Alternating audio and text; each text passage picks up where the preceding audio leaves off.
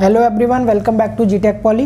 दोस्तों, हम SOM and MOS की स्टडी कर रहे हैं और आज इसका ये लेक्चर नंबर 25 है, जिसमें कि आज हम chapter number 5 column and strut का पार्ट 4 स्टडी करेंगे, जिसमें कि हम न्यूमेरिकल क्वेश्चंस की स्टडी करेंगे। इससे पिछले लेक्चर में हमने कॉलम एंड स्ट्रट के 5 न्यूमेरिकल क्वेश्चंस कंप्लीट कर लिए थे एंड आज हम क्वेश्चन नंबर 6 से आगे कंटिन्यू करेंगे क्लास को।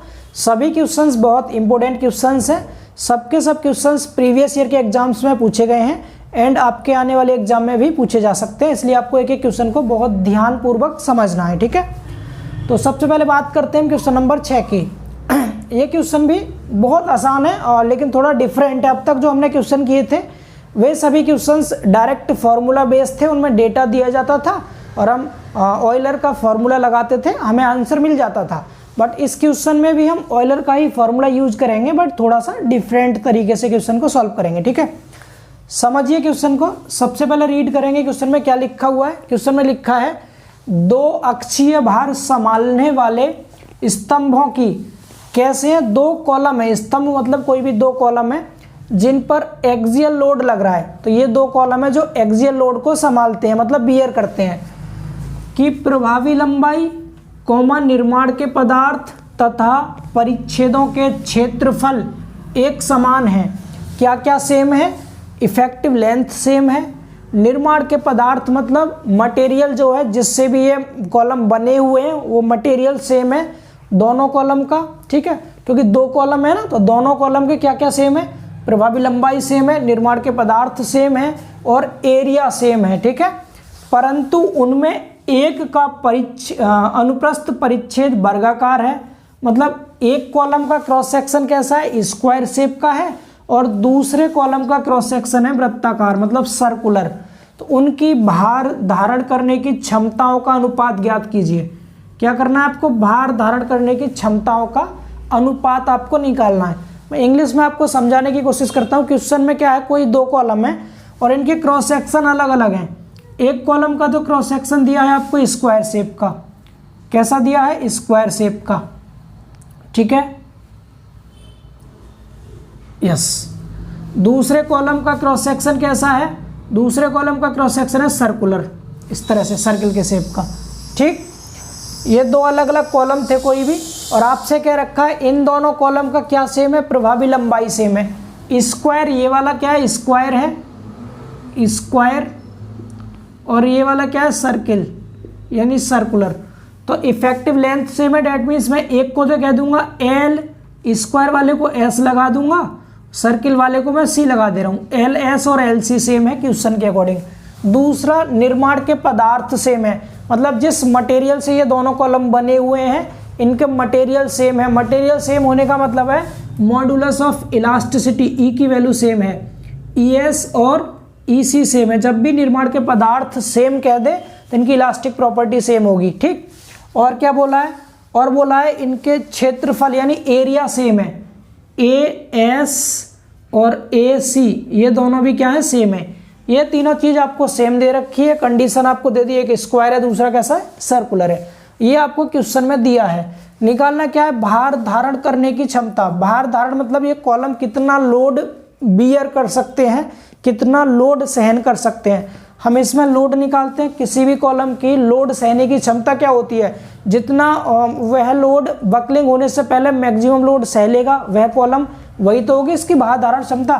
तो हमें क्या निकालना है? एक तो हमें निकालना है पी एस स्क्वायर, जो आपका स्क्वायर क्रॉस सेक्शन का कॉलम है, ये कितना लोड सह लेगा, अपॉन में पी सी यानी सर्कुलर क्रॉस सेक्शन वाला कॉलम कितना लोड सह लेगा। इन दोनों का रेशियो हमें यहाँ पर फाइंड आउट करना है। ठीक है, ये हमें निकालना है क्वेश्चन में। अब हम क्या लिखेंगे? मैं लिख रहा हूँ, इस तरह कर रहा हूँ सॉल्व। एक बार ये हो गया, फिर यहाँ करेंगे, फिर यहाँ जगह मिलती रहेगी। ठीक है, सबसे पहले आप जानते हैं फॉर्मूला कौन सा? Euler formula.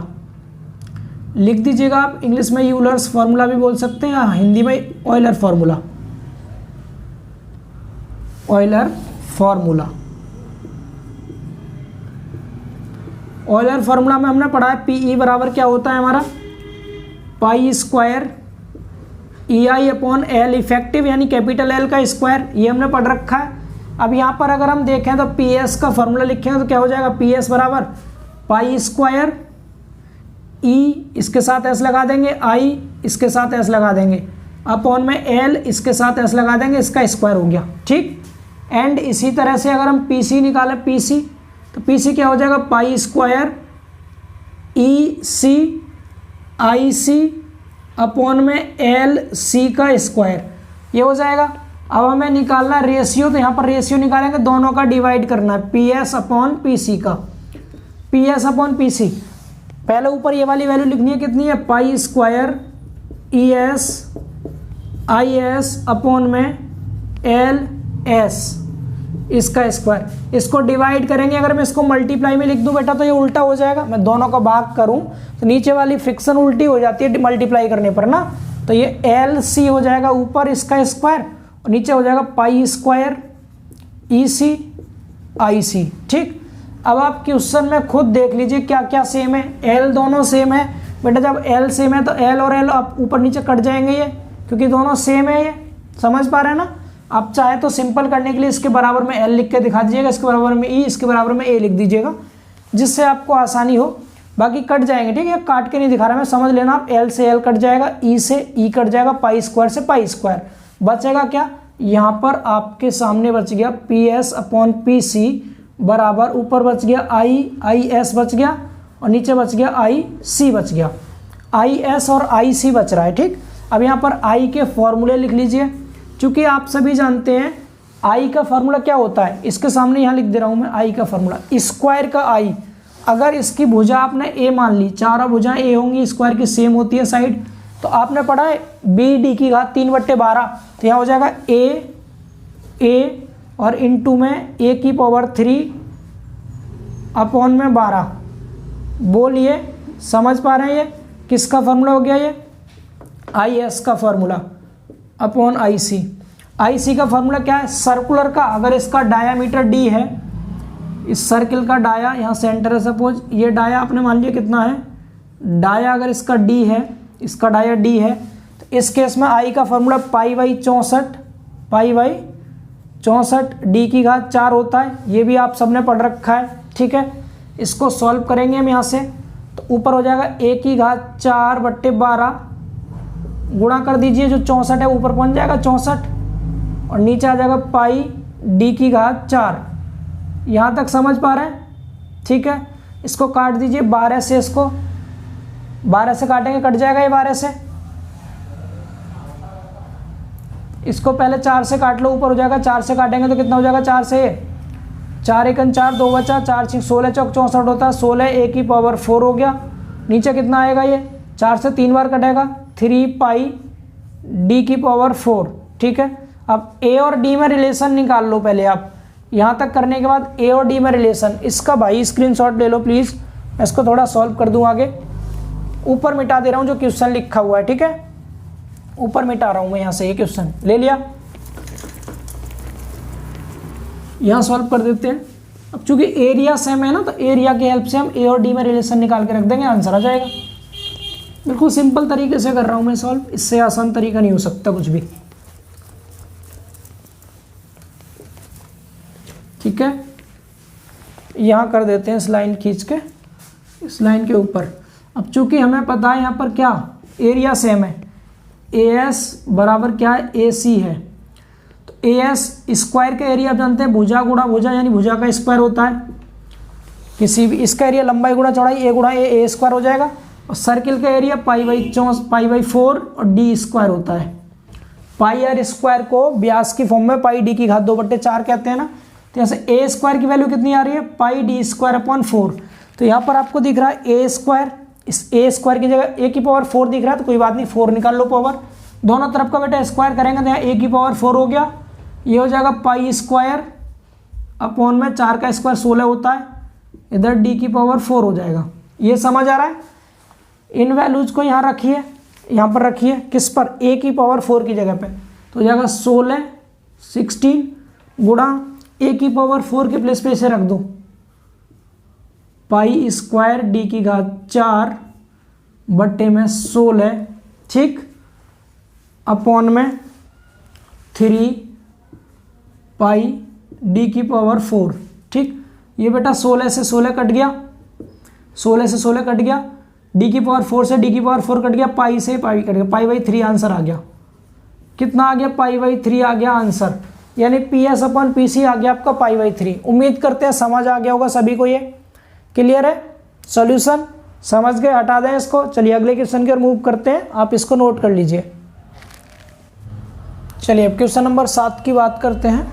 7वां क्वेश्चन है, एक समरूप 1.25 मीटर लंबाई की गोल छड़, गोल छड़ का मतलब यहाँ कॉलम से है, एक सर्कुलर कॉलम है कोई भी जिसकी लंबाई दे रखी है 1.25 मीटर, अपने सिरों पर शुद्ध आलंब है, मतलब शुद्ध आलंब मतलब है सिंपली सपोर्टेड है अपने दोनों सिरों पर, ठीक है। इसमें 350 न्यूटन के संकेंद्रित केंद्रीय भार से, संकेंद्रित मतलब होता है कॉन्सेंट्रेटेड यानी पॉइंट लोड, कॉन्सेंट्रेटेड कह दो या फिर आप पॉइंट लोड कह दो। और कहाँ लग रहा है? केंद्रीय मतलब केंद्र पर लग रहा है, मतलब सेंटर पर लग रहा है। 350 न्यूटन का कोई भी एक कॉन्सेंट्रेटेड लोड है जो इसके सेंटर पर लग रहा है। इससे 12.5 mm का विक्षेप होता है, विक्षेप कहते हैं हम डिफ्लेक्शन, विस्थापन जैसे हिंदी में कहते हैं, ठीक है। यदि छड़ को सिरों पर पिन द्वारा जुड़े एक स्ट्रट के रूप में प्रयोग किया जाए तो उसमें ऑयलर क्रिपलिंग भार की गणना कीजिए। थोड़ा सा डिफरेंट क्वेश्चन है, पूरा फोकस आप सामने लगाइएगा समझने में क्वेश्चन को, एक एक करके समझते हैं हम टर्म को। सबसे पहले क्या बोला है आपसे? 1.25 मीटर लंबाई की गोल छड़, मतलब यहाँ पर क्या बोल दिया? लेंथ दे रखी है आपको, लेंथ। और जो भी लेंथ क्वेश्चन में दी जाती है बेटा उसे हम एक्चुअल लेंथ कहते हैं। एक्चुअल लेंथ जैसे स्मॉल एल से हम डिनोट कर देते हैं एक्चुअल लेंथ। कितना है? 1.25 मीटर। आई थिंक सो यहाँ तक आपको कोई दिक्कत नहीं होनी चाहिए, ठीक है। बोला है गोल छड़ अपने सिरों पर शुद्ध आलंबित है, मतलब इसको एक बीम के रूप में यूज कर लिया ऐसे, शुद्ध आलंबित मतलब सिंपली सपोर्टेड बीम के रूप में इसे यूज कर लिया गया इस तरह से, ठीक है। एंड साथ में क्या बोला है? इसमें 350 न्यूटन के संकेंद्रित केंद्रीय भार, यहाँ पर बिल्कुल बीच में पॉइंट लोड लगा है, मिड में पॉइंट लोड, यहाँ पर अगर ये पॉइंट ए है, ये बी है, यहाँ बीच में सी पॉइंट लग रहा है। कितना है ये? 350 न्यूटन, बिल्कुल बीच में लग रहा है यहाँ, ठीक है। तो कह रहा है 12.5 mm का विक्षेप होता है। विक्षेप कहते हैं दोस्तों, विक्षेप कहते हैं डिफ्लेक्शन को, डिफ्लेक्शन, डिफ्लेक्शन आप पढ़ेंगे स्लोप और डिफ्लेक्शन, इसको बाई से दर्शाते हैं। बाई की वैल्यू यहाँ दे रखी है आपको 12.5 mm। डिफ्लेक्शन विस्थापन कह दो या विक्षेप कह दो, ये स्लोप एंड डिफ्लेक्शन वाले चैप्टर का टॉपिक है आपका डिफ्लेक्शन। तो वो चैप्टर अभी आपको मैंने पढ़ाया नहीं है, इससे पहले चैप्टर था, हालांकि वो पहले पढ़ाना चाहिए था, बट कोई बात नहीं, यहाँ फॉर्मूला यूज होगा, मैं आपको फॉर्मूला समझा दूंगा। हालांकि स्लोप एंड डिफ्लेक्शन हम पूरे डिटेल में पढ़ेंगे, इसके जस्ट बाद अगला चैप्टर ही मैं आपको स्लोप डिफ्लेक्शन पढ़ाऊंगा, बट इसका यूज होगा। क्वेश्चन को थोड़ा समझते चलिए। कुछ नहीं किया मैंने अभी, सिर्फ एक्चुअल लेंथ क्वेश्चन में दी थी, नोट कर दी। सिंपली सपोर्टेड बीम के रूप में दे रखा था इसको, जिसमें पॉइंट लोड लगा था, 350 न्यूटन का लगा दिया, डिफ्लेक्शन की वैल्यू 12.5 mm, ऐसा क्वेश्चन में दिया है। विक्षेप मतलब डिफ्लेक्शन, ये क्वेश्चन में दे रखा था। आगे बोला यदि इस छड़ को सिरों पर पिन द्वारा, ये जो छड़ है ना, इसको सिरों पर पिन करके, सिरों पर पिन मतलब इस तरह से दोनों सिरों पर पिन कर दिया ऐसे, ठीक, दोनों सिरों पर पिन करके क्या किया इन्होंने? एक स्ट्रट के रूप में यूज किया है। अब आपको पता है अगर हम दोनों सिरों पर पिन करते हैं तो इसमें डिफ्लेक्शन टोटल लंबाई तक होता है, मतलब इस केस में जो इक्विवेलेंट लेंथ होती है, इक्विवेलेंट लेंथ कह दो आप या फिर इफेक्टिव लेंथ कह दो, तो बेटा इक्विवेलेंट लेंथ इसकी एक्चुअल लेंथ के बराबर होती है, आप सब पढ़े हैं। कैपिटल एल और स्मॉल एल इस केस में बराबर होता है। इफेक्टिव लेंथ जो होती है एल कैपिटल, ये स्मॉल एल एक्चुअल लेंथ के बराबर होती है। डेट मीन्स यहाँ से कैपिटल एल की वैल्यू कितनी आ जाएगी आपकी? 1.25 मीटर ही आ जाएगी। मैंने यहाँ लिख दिया है, दोनों बराबर होते हैं, कोई दिक्कत नहीं, ठीक। आगे क्या बोला है? तो आपसे ऑयलर लोड पूछा है बेटा, पीई की वैल्यू आपको कैलकुलेट करनी है, इसमें पीई की वैल्यू कैलकुलेट करनी है। यहाँ तक बताइए, समझ पा रहे हैं? यहाँ तक आपको कोई कैसी भी समस्या नहीं होनी चाहिए, ठीक।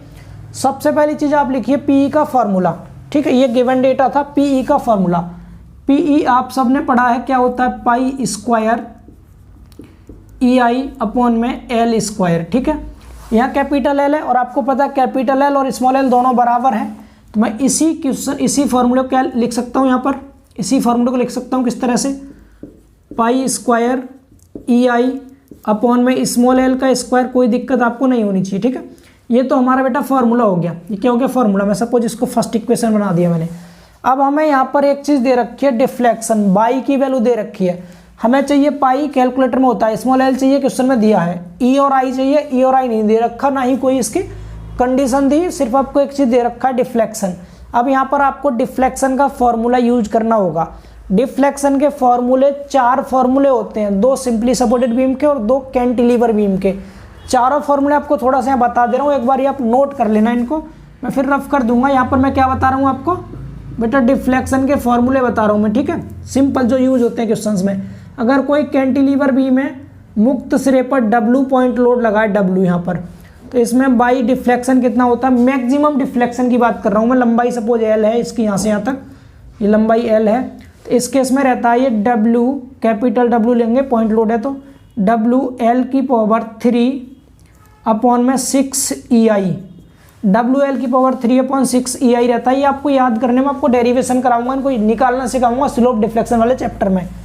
अगर कैंटिलीवर बीम की टोटल लंबाई पे बेटा यूडीएल लगा हो, टोटल लंबाई पर यूडीएल स्मॉल w कर देते हैं, ये न्यूटन पर मीटर में होता है, यहाँ L है।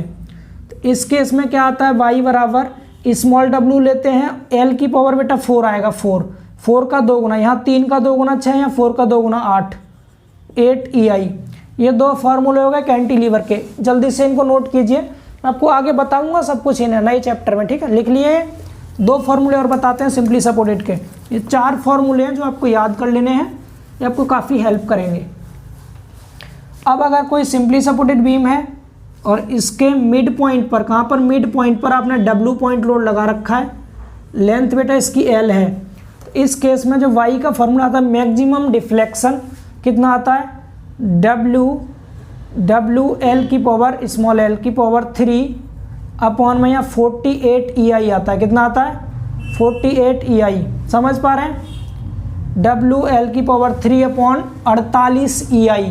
और यहीं पे अगर UDL लगा होता है, इस पर क्या लगा होता है, UDL, इस तरह से UDL जो कि स्मॉल w होता है, न्यूटन पर मीटर में लंबाई अगर L होती, तो इस केस में बाई का फॉर्मूला रहता है 5/384, नीचे EI आता है और ऊपर आता है स्मॉल w L की पावर 4, ठीक है, ये फॉर्मूला होता। तो हमारा यहाँ कंडीशन कौन सी है, ये वाली कंडीशन है बेटा, ये वाली कंडीशन। इस वाली कंडीशन के लिए बाई का फॉर्मूला ये वाला यूज करना है, इनको भी दोनों फॉर्मूले को नोट कर लीजिए। ये 4 ही फॉर्मूले हैं डिफ्लेक्शन के, यही बार बार यूज होंगे हर एक क्वेश्चन में न्यूमेरिकल में, ठीक है। अभी के लिए मैं हटा रहा हूँ इन्हें, आप लिख लिए होंगे उम्मीद करते हैं हम ऐसी। तो इस बीम के लिए जो बीम की कंडीशन दी है, इस कंडीशन के लिए मैं यहाँ लिख देता हूँ, इस साइड को लिख देता हूँ यहाँ पर, इस साइड को डिफ्लेक्शन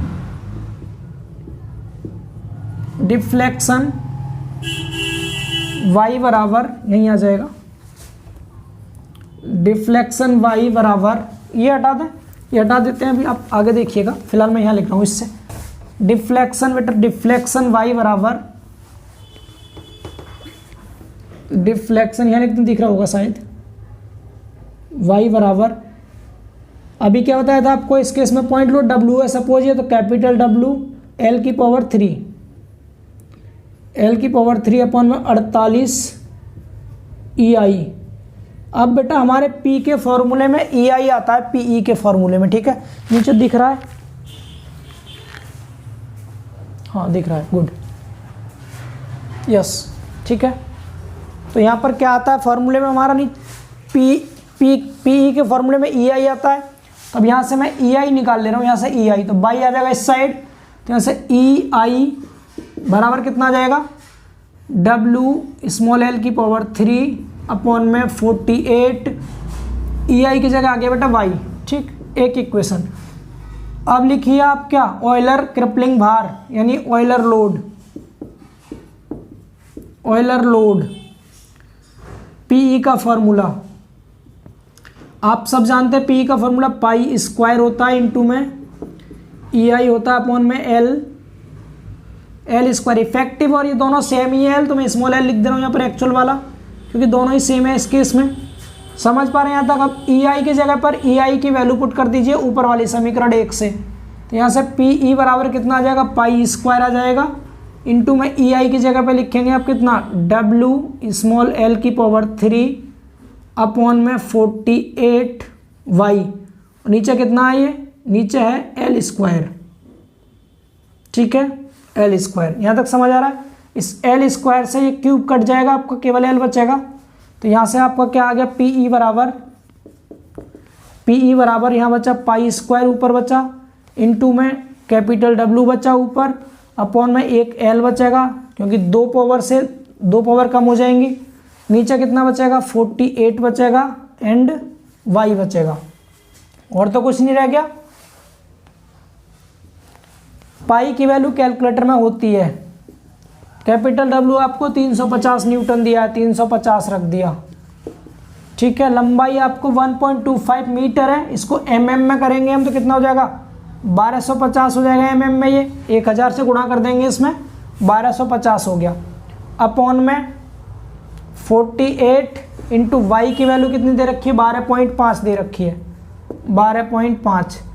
इसको आप कैलकुलेटर में कैलकुलेट कीजिएगा, और कैलकुलेटर में कैलकुलेट करने पर यह आंसर कितना आ जाएगा, यहाँ से इसको कैलकुलेट जब आप करेंगे तो यह आंसर आ जाएगा आपका 7196.5, 7196.5 इतना न्यूटन। ये हो गया आंसर, ठीक है। अब मैं आपको एक बार फिर रिपीट कर दे रहा हूँ, बहुत टफ नहीं है, क्वेश्चन आसान था। एक्चुअल लेंथ इतनी दे रखी है, सिंपली सपोर्टेड बीम की फॉर्म में इसको दिया था, जिसके मिड पॉइंट पर 350 न्यूटन का लोड लगा था। डिफ्लेक्शन बाई बराबर 12.5 दिया था। अब दोनों सिरों पर इसको पिन कर रखा है, पिन का मतलब इफेक्टिव लेंथ जो है इसकी एक्चुअल लेंथ के बराबर होगी। पीई बराबर हमें ज्ञात करना था। डिफ्लेक्शन का फॉर्मूला होता है जब मिड पॉइंट पर डब्ल्यू लोड लगा हो, लंबाई एल हो, तो डब्ल्यू एल की पावर 3/48 ई आई होता है बाई का फॉर्मूला। हमारे पीई के फॉर्मूले में ई आई आता है, हम ई आई को इधर ले जाएंगे, बाई को इधर ले आएंगे, तो ई आई बराबर डब्ल्यू एल की पावर 3/48 बाई हो गया। ये इस ई आई की वैल्यू ऑयलर लोड के फॉर्मूले में यहाँ ई आई के प्लेस पर रख दिया हमने। एल की घात 2 से 3 घात कट गई है, तो एक घात बचेगी सिर्फ एल, केवल एल बचा। Pi square W L upon 48 Y बचेगा नीचे। सबके वैल्यू पुट की कैलकुलेशन करके आपका पीई निकल आया। उम्मीद करते हैं समझ आ गया होगा क्वेश्चन। इसमें सिर्फ एक ही चीज़ नहीं थी, वो ही डिफ्लेक्शन। डिफ्लेक्शन के मैंने आपको 4 के 4 फॉर्मूले लिख दिए थे इससे पीछे। उम्मीद करते हैं आपने नोट कर लिए होंगे। इसके अलावा मैं आपको स्लोप डिफ्लेक्शन चैप्टर पढ़ाऊंगा, तो वहाँ पर चारों का डेरिवेशन समझाऊंगा, कैसे निकल के आते हैं फॉर्मूले, सभी मेथड हम करेंगे वहाँ पर। फिलहाल इस क्वेश्चन का स्क्रीनशॉट लीजिए और अगले क्वेश्चन की ओर हम मूव करते हैं, ठीक है। अब देखिए क्वेश्चन नंबर 8, इसमें लिखा है किसी कॉलम की काट आई है, मतलब कोई कॉलम है, उसका क्रॉस सेक्शन क्या है, आई है, ठीक है, जो कि चित्र में दिखाई गई है। ये चित्र में आपको दिखाया गया है इसका सेक्शन, ठीक। आगे बोला यह है कॉलम 3 सुरक्षा गुणांक पर 400 किलो न्यूटन का भार सहार सकता है। मतलब अगर इसका safety load factor of safety 3 है, तो ये 400 किलो न्यूटन के लोड को सहार सकता है, मतलब सहन कर सकता है, यानी सुरक्षित भार है इसका ये 400 किलो न्यूटन। इसको ये सेफली सहन कर लेगा, फेल नहीं होगा 400 किलो न्यूटन पर। आगे बोला है कॉलम एक सिरे पर स्वतंत्र तथा दूसरे सिरे पर फिक्स हो तो उसकी लंबाई ज्ञात कीजिए। ई बराबर दे रखा है आपको 500 जीपीए, ठीक है। सबसे पहली चीज़ आप क्या करेंगे, आपको क्या दिया है क्वेश्चन में, आपको सेफ लोड दिया है और फैक्टर ऑफ सेफ्टी दिया है। आपको क्या दिया है, तो आपको सेफ लोड दे रखा है, यानी सुरक्षित भार कितना है, 400 किलो न्यूटन है। एंड आपको और क्या दिया है, और आपको फैक्टर ऑफ सेफ्टी दिया है। फैक्टर ऑफ सेफ्टी कह दो आप, सुरक्षा गुणांक कितना, 3 दे रखा है, 3, ठीक है। अब यहाँ से आपने फॉर्मूला पढ़ा है क्या, ये फॉर्मूला आपने पढ़ा है अच्छे से। सेफ लोड बराबर बकलिंग लोड या ऑयलर लोड पीई अपॉन में फैक्टर ऑफ सेफ्टी। आप फैक्टर ऑफ सेफ्टी को इधर ले जाओ तो यहाँ से आपको पीई मिल जाएगा। पी बराबर क्या मिल जाएगा, फैक्टर ऑफ सेफ्टी का इधर जाके गुणा हो जाएगा। मतलब सेफ लोड था आपका 400 multiply by factor of safety 3, तो कितना आ गया पीई, यहाँ से पी आ गया 1200 किलो न्यूटन। इतना समझ आ रहा है।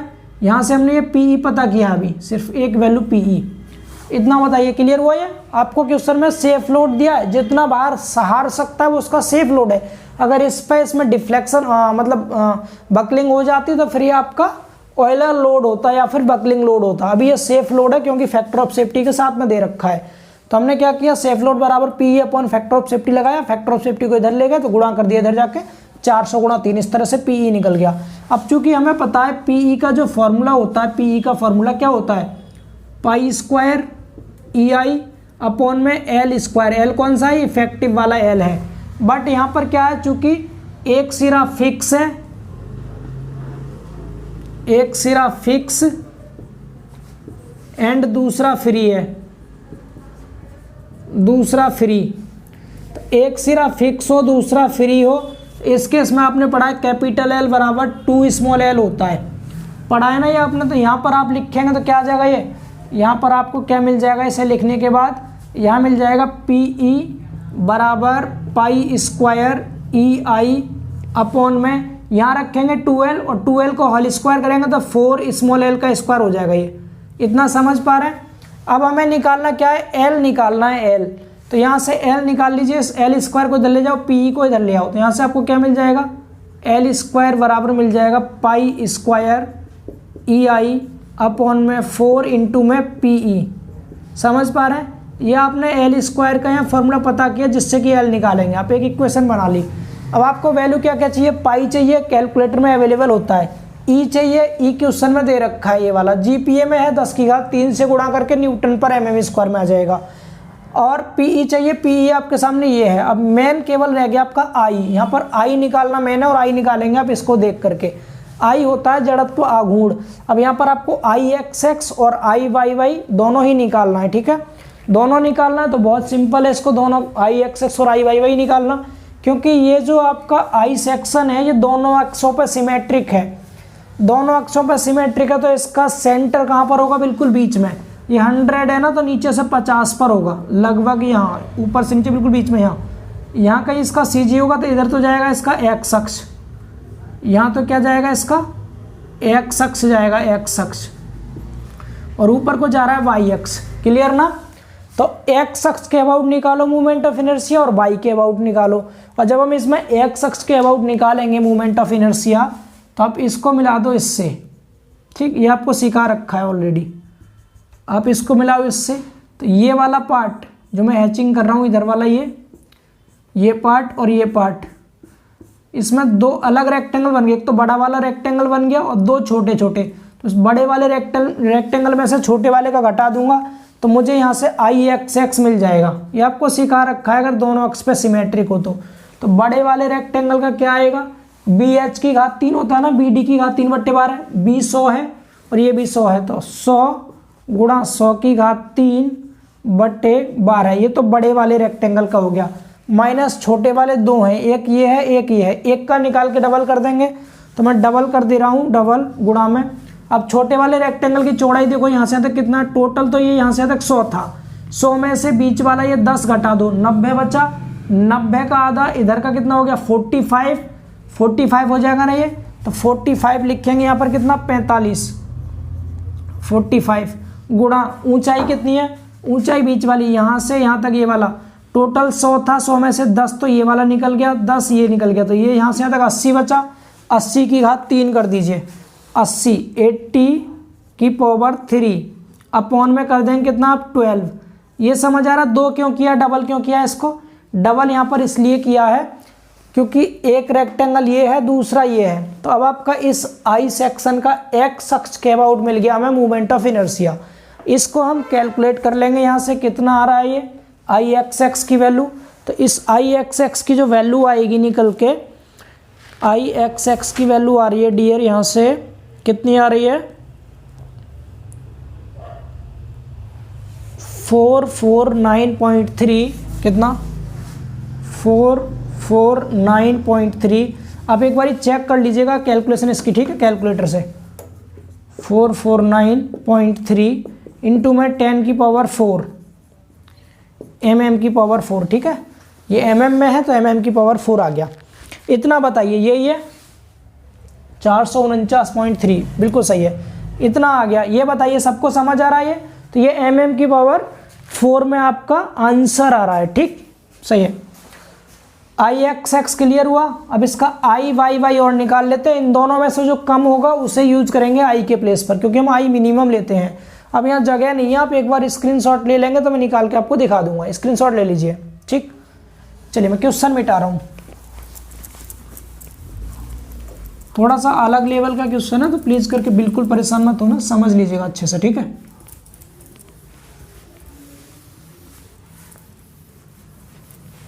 चलिए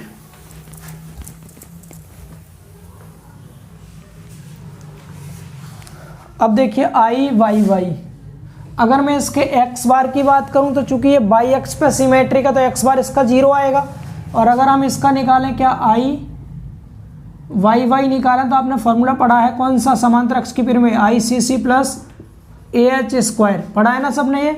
तो आई सी सी का फॉर्मूला बाई एक्स के अबाउट क्या होता है, डी बी की पावर 3/12 होता है, और प्लस में एरिया और इंटू यहाँ बेटा एच जो लेते हैं बाई के केस में एच लेते हैं एक्स बार माइनस एक्स आई इसका स्क्वायर। अब चूंकि यहाँ पर आपका एक्स बार और एक्स आई सभी क्या है 0 है, क्योंकि एक्स बार भी 0 है, बाई एक्स पर सिमेट्रिक होने का मतलब है इसका एच 0 हो जाएगा। एच 0 होने का मतलब पीछे वाला पार्ट पूरा हो जाएगा 0, ठीक है, ये वाला पार्ट 0 हो जाएगा, ये वाला पूरा पार्ट क्या हो जाएगा इसका 0 हो जाएगा, केवल डी बी की घात 3/12 बचेगा। इसमें 3 सेक्शन है, 1 2 3, केवल आई की बात कर रहा हूँ मैं इस बार। अब तो इसका जो आई आ जाएगा तीनों सेक्शन का आई जोड़ दीजिए, मतलब डी बी की घात 3/12 कीजिए, पहले इसका कीजिए। यहाँ डी कितना है, डी मतलब गहराई 10 है, 10 ले लिया, गुणा ये कितना 100 है, 100 की पावर 3/12, ये पहला सेक्शन हो गया। प्लस कीजिए दूसरा सेक्शन, दूसरा ये वाला है बीच वाला, पहले डी लेंगे, डी यहाँ से यहाँ तक नीचे का, यहाँ से यहाँ तक 80 है, ये 100 में से 10 और 10 20 घट गया, 80 बचा, 80 ले लिया, इंटू बी कितना चौड़ाई 10 है, 10 की घात 3 बट्टे में 12, प्लस तीसरा सेक्शन लीजिए, ये वाला तीसरा सेक्शन, ये कितना आएगा, डी कितना है 10 है इसका, डी 10 गुणा बी कितना है, बी चौड़ाई 100 है, तो 100 की घात 3 बट्टे 12। इन तीनों को आप सॉल्व करेंगे यहाँ से, जब तीनों को सॉल्व कर देंगे तो आपका आई वाई वाई निकल के आ जाएगा कितना, आई वाई वाई की वैल्यू आ रही है 167.33, कितना 167.33 इंटू में 10 की पावर 4 mm की पावर 4, ये आ गया निकल के आई वाई वाई की वैल्यू।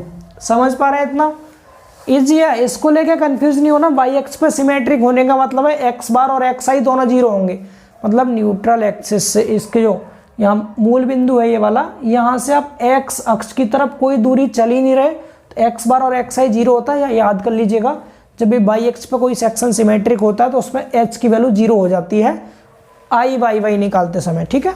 तो आपका केवल आई सी सी के फॉर्मूला लगाएंगे, इस सेक्शन में भी इसमें भी इसमें भी, तीनों को जोड़ देंगे तो ये आई वाई वाई। अब दोनों में कम कौन सा, ये वाला मिनिमम है, तो आई मिनिमम की वैल्यू आपकी कौन सी हो जाएगी, आई मिनिमम की जो वैल्यू होगी ये वाली हो जाएगी, ठीक। अब सभी वैल्यूज को इक्वेशन फर्स्ट में पुट कर दीजिए, ठीक है। अब मैं आई सेक्शन हटा के यहाँ सॉल्व कर देता हूँ, अलग कलर से यूज कर ले रहा हूँ मैं, इससे कर दे रहा हूँ जिससे कि हटा दें इसको, समझ गए ना, यस यहाँ कर दे रहा हूँ मैं, कुछ नहीं है, सिर्फ वैल्यू रख के कैलकुलेशन करनी है, आप कर लेंगे इजीली। अलग तरह की पेन यूज कर रहा हूँ मैं जिससे कि कोई दिक्कत ना हो। इक्वेशन फर्स्ट में रख रहे हैं हम, तो एल स्क्वायर बराबर पाई स्क्वायर गुणा ई की वैल्यू 150 जीपीए है तो 150 गुणा 10 की घात 3 हो जाएगा, ये न्यूटन पर mm स्क्वायर में, इंटू में आई है, आई कौन सा यूज करेंगे आप, आई ये वाला यूज करेंगे कम वाला, ठीक है, ये वाला 167.33 गुणा में 10 की घात 4 गुणा में 10 की घात 4, इसको साथ साथ करते चलिए, थोड़ा बड़ा हो गया क्वेश्चन, कंफ्यूज नहीं होना। अपॉन में कितना है 4 इंटू में पीई किलो न्यूटन में है तो 1200 गुणा 1000 कर देंगे न्यूटन में करने के लिए, 10 की घात 3, ठीक। इसको सिंप्लीफाई करेंगे आप, एल स्क्वायर की वैल्यू मिलेगी पहले आपको, यहाँ पर कैलकुलेशन आप कीजिएगा खुद से, अगर यहाँ सॉल्व हो रखा होगा तो बता दे रहा हूँ, हाँ जी हो रखा है, ठीक है। तो कितना है, ये आ रहा है 515.5 इतना आ रहा है mm में। रूट निकालेंगे तो यहाँ से L आ जाएगा कितना, L यहाँ से कितना आ रहा है, कुछ मिस्टेक है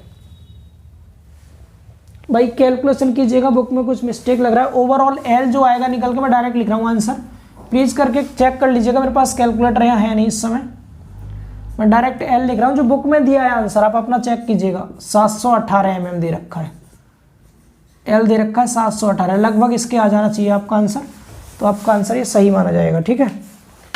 मतलब क्या किया मैंने, कुछ नहीं, इसमें रखा पाई स्क्वायर, ई की जगह पे 150 जीपीए दिया था ई, तो 150 गुणा 10 की घात 3 कर लिया।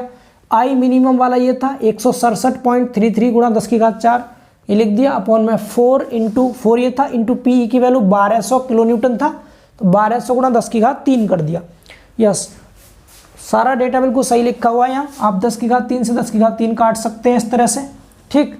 बाकी गुणा करके डिवाइड कर देना, एल स्क्वायर मिलेगा पहले, फिर उसका रूट करना, एल मिल जाएगा। 718 बुक में दिया है, आप अपना आंसर चेक करके कमेंट कर दीजिएगा ये सही है या नहीं। अगर कुछ करेक्शन होगा तो मुझे कमेंट में बता दीजिएगा, मैं कैलकुलेशन चेक करके आपको नेक्स्ट लेक्चर में या फिर कमेंट में पिन करके बता दूंगा, ठीक है। उम्मीद करते हैं समझ गए होंगे, थोड़ा मिक्सअप सा हो गया, बड़ा क्वेश्चन था इसलिए कोशिश कीजिएगा फिर से रिपीट करके देखने की, क्लियर हो जाएगा। इसको रफ करते हैं और अगले क्वेश्चन की ओर मूव करते हैं। देखिए क्वेश्चन नंबर 9 है, ये टी सेक्शन का क्वेश्चन है, इसमें डायग्राम पहले से नहीं दिया है, आपको बनाना पड़ेगा। इसमें लिखा है एक 15 सेंटीमीटर गुणा 15 सेंटीमीटर की टी काट को, मतलब टी सेक्शन है कोई जिसका साइज दिया है 15 बाई 15, तो हम एक टी सेक्शन बना लेते हैं। ये हमने यहाँ कोई एक टी सेक्शन बना लिया,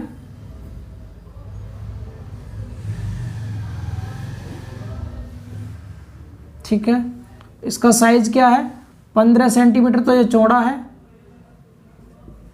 15 सेंटीमीटर यहाँ से यहाँ तक, एंड 15 सेंटीमीटर ही गहरा है, टोटल गहराई है इसकी 15 सेंटीमीटर यहाँ तक, ठीक है। ये भी कितना है 15 सेंटीमीटर, इतना समझ पा रहे हैं। और साथ ही आपसे क्या बोला है, ये आगे बोला है जिसमें फ्लेंज तथा वेब, फ्लेंज कहते हैं इस पार्ट को, इसको कहते हैं वेब, की मोटाई समान रूप से 2 सेंटीमीटर है, मतलब ये भी 2 सेंटीमीटर, ये भी 2 सेंटीमीटर। डायग्राम हालांकि थोड़ा पतला बन गया है, आप सेम बना लीजिएगा अच्छे से। ये भी 2 सेंटीमीटर है और ये भी कितना है 2 सेंटीमीटर है। वेव की मोटाई भी 2 सेंटीमीटर, फ्लेंज की भी 2 सेंटीमीटर है, ठीक।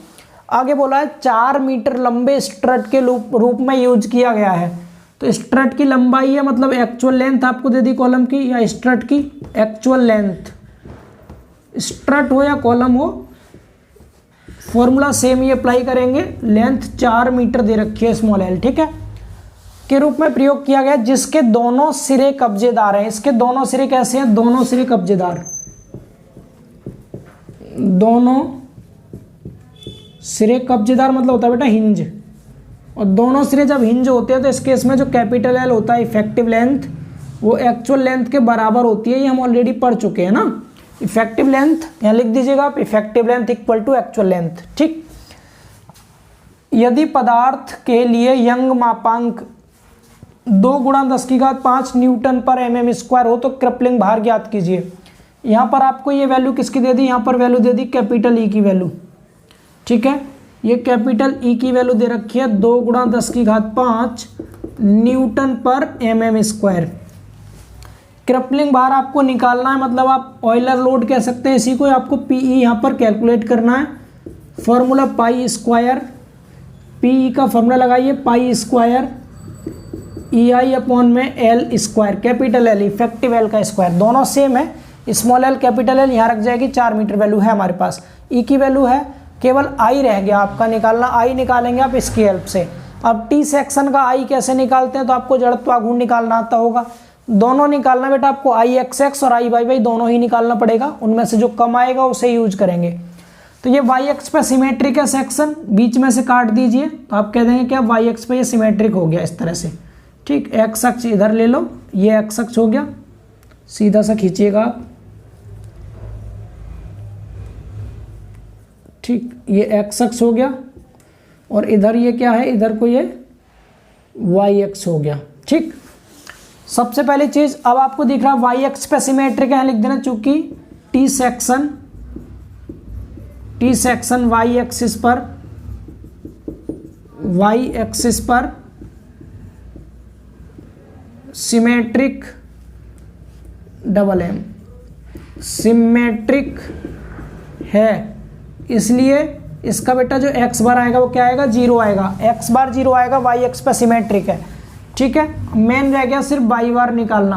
वाई बार के लिए 2 सेक्शन है इसमें, इसको फर्स्ट मान लो, इसको सेकंड मान लो, 2 सेक्शन है तो आप वाई बार निकाल देंगे, A1 Y1 plus A2/2 upon A1 plus A2। समझ पा रहे हैं? वैल्यू रखो। पहले सेक्शन का एरिया टोटल 15 था, ये 2 है, तो यहाँ से यहाँ तक कितना बचा? ये 13 बच गया। 13 सेंटीमीटर, 13 गुणा 2 26 हो गया।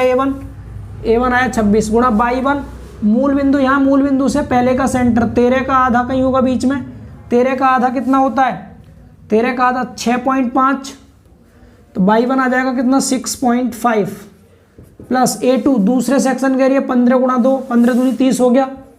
30 इंटू बाई 2 बेटा दूसरे का सेंटर यहाँ पर मूल बिंदु से 13 तो ये हो गया, 2 का आधा 1 ये हो गया, 13 और 1 14 आ गया।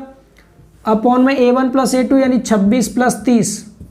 ठीक है, इसको आप यहाँ से कैलकुलेट करेंगे तो यहाँ से आपको वाई बार मिल गया। क्या मिल गया? वाई बार। वाई बार की वैल्यू इसको कैलकुलेट करना आप, और कैलकुलेशन करने पर बेटा वाई बार आएगा 10.52। कितना आ रहा है? 10.52। आप कैलकुलेशन कर लीजिएगा, 10.52 सेंटीमीटर। ठीक है, एक्स बार मिल गया, वाई बार मिल गया। पहले निकालिए आई एक्स एक्स निकालेंगे, फॉर्मूला आप जानते हैं ICC प्लस में AH² होता है। ठीक, 2 सेक्शन है, दोनों का अलग अलग निकालेंगे। पहले निकाल रहा हूं मैं पहले सेक्शन का, IXX1 पहले सेक्शन। पहला सेक्शन ये है, एक्स अक्ष पे BD की घात 3/12 है। B कितना? 2 है। D कितना? 13 है। तो 2 गुणा 13 की घात 3/12 ICC पहले सेक्शन का आ गया। B गुणा D की घात 3/12 प्लस में एरिया, पहले सेक्शन का एरिया 13 दूनी 26 था बेटा, 26। H क्या होता है यहाँ पर? X के केस में वाई बार, H जो होता है H क्या होता है? वाई बार माइनस Y1 होता है, पहले सेक्शन इसलिए 1। ठीक है, H के प्लेस पे आएगा ये चीज़। मैंने यहाँ लिख दिया अलग से आपको। वाई बार कितना है? वाई बार अभी निकाला आपने 10.52 माइनस Y1, यहाँ से पहले सेक्शन का सेंटर 13 का आधा 6.5 6.5। इसका बेटा स्क्वायर है, ये इसका स्क्वायर कर दिया, यहाँ से निकल जाएगा। आप कैलकुलेशन कर लीजिएगा IXX1। इसी तरह निकालेंगे हम क्या? IXX2 निकालेंगे 2। दूसरा सेक्शन ये वाला है, इसका B कितना है? 15, D कितना है? 2, तो 15 गुणा 2 की घात 3/12 प्लस दूसरे सेक्शन का एरिया 15 दूनी 30 हो गया, 30 लिख दिया आपने। बाई बार 10.52 माइनस Y2 बेटा, Y2 13 ये था, एक ये 14 आया था, Y2 14 इसका स्क्वायर। ठीक है, तो यहाँ से आपको मिल जाएगा क्या? IXX2। दोनों को जोड़ देना, आपको IXX मिल जाएगा। इसको जोड़ने के बाद IXX मैं बता देता हूँ कितना आ रहा है। तो IXX दोनों को ऐड करने के बाद आ रहा है 1159.65 1159.65 सेंटीमीटर की पावर 4। ये आप प्लीज़ करके कैलकुलेशन ज़रूर चेक कर लीजिएगा। मैं बुक से लिख रहा हूँ, इसमें बुक में देख करके। ठीक है, जो बुक में दे रखा है, तो आप अपने से ज़रूर चेक करें इसको खुद से। IXX समझ आ गया ना? क्लियर है सभी को? ये H का फॉर्मूला होता है बेटा, ये वाला। जब भी IXX निकालते हैं तो H बराबर होता है हमारा Y bar minus YI। I मतलब पहला सेक्शन है तो 1, दूसरा सेक्शन है तो 2। ये H की वैल्यू होती है IXX के लिए। ठीक, अब लिखेंगे हम क्या? IYY निकालेंगे। मैं क्वेश्चन को रफ कर रहा हूँ, आप स्क्रीनशॉट ले लीजिए। क्वेश्चन को रफ कर रहा हूँ यहाँ से, यहाँ पर लिख ले रहे हैं हम क्या? IYY। इनमें जो कम आएगा उसको यूज कर लेंगे, सिंपल। क्वेश्चन बहुत टफ नहीं है डियर, आप बस समझते चलिए अच्छे से। ठीक है, एक लाइन खींच देते हैं जिससे हमें पता रहे कि हम यहाँ तक कर चुके हैं। अब मैं निकाल रहा हूँ क्या? IYY। Formula same ICC plus में AH²। बेटा ICC तो यहाँ पर DB की घात 3/12 होता है, प्लस में AH या बाई वाले में x बार माइनस XI होता है, x बार माइनस XI। अब ये x बार हमारा क्या सिमेट्रिक था, 0 आया था, तो पीछे वाला पार्ट 0, केवल ये बचेगा ये। और हमें निकालना क्या है? हमें निकालना है IYY दोनों सेक्शन का। तो DB की घात 3/12 इस सेक्शन का करना, DB की घात 3/12 इस सेक्शन का करना, दोनों को जोड़ देना, मेन निकल आएगा आपका। तो D कितना पहले सेक्शन का? 13 है, D 13 गुणा B कितना पहले का? 2 है, 2 की घात 3/12 प्लस दूसरे सेक्शन का D कितना? D गहराई 2 है, 2 गुणा चौड़ाई कितनी है? 15 10⁻³ इन दोनों को आप सॉल्व कर लीजिए। तो ये जो आएगा आपका आई वाई वाई निकल के आ रहा है बेटा, ये आ रहा है कितना 571.166 571.166 सेंटीमीटर की पावर 4। ये दोनों में कौन सा कम है, इसमें और इसमें? ये मिनिमम है, ये आपका आई मिनिमम है बेटा, ए आई मिनिमम। तो आई की ये वाली वैल्यू हम यूज करेंगे फॉर्मूले में। इतना बताइए, समझ आया सभी को? क्लियर है ये? तो हमें निकालना ये है ये। अब आपके पास सारी वैल्यूज हैं, आपको सभी वैल्यूज दिखाई दे रही है सामने, सब रख दीजिए उठा के क्वेश्चन में। स्क्रीनशॉट लीजिए जल्दी से, मैं क्वेश्चन को हटाता हूँ, वहाँ सॉल्व कर लेता हूँ, ठीक है। वैल्यू रख देता हूँ मैं रेड पेन से, हटा दें इसको। यहाँ पर वैल्यू लिख दे रहा हूँ, कैलकुलेशन आप खुद से कीजिएगा। तो यहाँ से जब आप निकालेंगे तो यहाँ से पी ई बराबर आ जाएगा π² इंटू में स्मॉल ई का मान 2 × 10⁵ इंटू आई की वैल्यू ये वाली 571.166। बेटा सेंटीमीटर की पावर 4 है, mm में करेंगे 10⁴ से गुणा कर देंगे, इंटू 10⁴ कर दीजिएगा यहाँ पर, ठीक है, इंटू में 10⁴ जिससे mm में चेंज हो जाए, अपॉन में ख़त्म हो गया ये इंक इसका, कोई बात नहीं। एल कितना था? एल आपका 4 मीटर, तो 4000 हो जाएगा, ये 4000 इसका स्क्वायर, एल स्क्वायर होता है ना इसलिए 4000 का स्क्वायर। इसको आप लोग कैलकुलेट कीजिएगा, मैं डायरेक्ट आंसर लिखता हूँ, ये कितना आ रहा है आंसर, ठीक है। यहाँ पर आंसर आ रहा है ये 70393 70393 पॉइंट में 7692। मैं एक बार फिर रिपीट कर रहा हूँ अपनी बातों को कि आप इसकी कैलकुलेशन प्लीज़ करके खुद से करें। आंसर बुक से देख के लिख रहा हूँ क्योंकि मेरे पास कैलकुलेटर अवेलेबल है नहीं, आप लोग कर लेंगे, ठीक। न्यूटन में है, किलो न्यूटन में करना हो तो 3 पॉइंट इधर ले जाओ यहाँ पर, तो 703.934 कर दो, काफ़ी है, किलो न्यूटन, ख़त्म हो गया, ठीक है भाई। ये समझ आया सभी को? 703.93 किलो न्यूटन, ठीक, ये हो गया आंसर, समझ आ गया। चलिए तो इस क्लास में इतना ही रखते हैं अभी के लिए। 4 ही क्वेश्चन हो पाए, थोड़े से क्वेश्चन का लेवल हाई था, मतलब क्वेश्चन लेंदी थे थोड़े, इसका स्क्रीनशॉट लीजिए आप। अब इस लेक्चर में इतना ही रखते हैं, अब ज़्यादा क्वेश्चन नहीं बचे। आगे का जो क्वेश्चन है ना वो रैंकाइन फार्मूले पे बेस्ड है, और रैंकाइन फार्मूले के क्वेश्चन बहुत लेंदी नहीं होते। तो बचे हुए सारे क्वेश्चन, लगभग 9 क्वेश्चन इसमें हो गए, 5-6 क्वेश्चन बचे हैं, अगले पार्ट में करा देंगे सारे क्वेश्चन। 1-2 क्वेश्चन ऑयलर के रह गए, बाकी रैंकाइन के हैं 5 क्वेश्चन, तो 6-7 क्वेश्चन जो बचे हुए हैं सभी को सिंगल लेक्चर में कवर कर लेंगे। इस लेक्चर में इतना ही रखते हैं। जितना कुछ आपको ये क्वेश्चंस मैंने कराए हैं, प्लीज़ करके अपने से एक बार क्वेश्चन देख के फिर से सॉल्व कीजिएगा, जिससे कि आपकी प्रैक्टिस अच्छी हो जाए और क्वेश्चन आपको इजीली समझ में आ सके। मिलते हैं दोस्तों बहुत जल्द अगले लेक्चर में, तब तक के लिए बाय बाय, टेक केयर।